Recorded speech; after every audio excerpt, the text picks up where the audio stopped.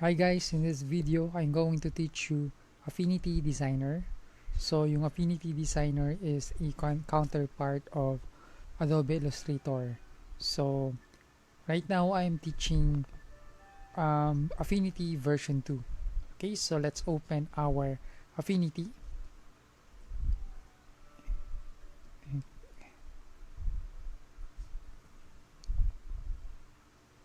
Okay, so here, pag inopen mo siya, may lalabas na new document na dialog box. Okay, and here are the options. Okay, so you can open a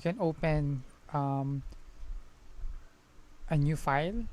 Pag meron kang existing file dito sa Affinity Designer mo, you can open that or you can click the new, and ito yung mga preset sizes niya.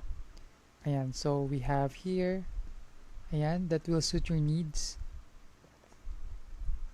Okay, so you can also create a preset here. Okay, and here, pag pumunta ka dito, right now, Apple Watch 38mm,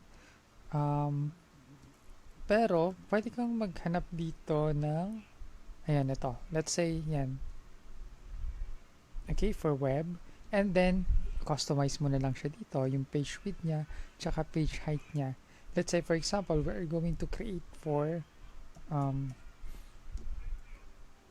Instagram. So, 2000 by 2000 pixels. And then, click natin yung DPI.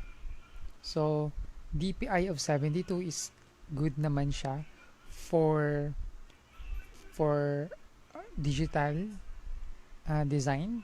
So, ayun. And then here, sa document units niya, let's set it pixels. And then, for the color, since we're working with the digital design, na ipopost lang naman natin sa Instagram, RGB/8, ito yung the best color format, or ayun. And then if for example, if you are working for print design, CMYK yung isa sa mga best option doon. Okay, so let's go with RGB, and then we can set the margin, we can set the bleed, and also the scale. Okay, and then once na satisfied ka na, click mo lang tong create.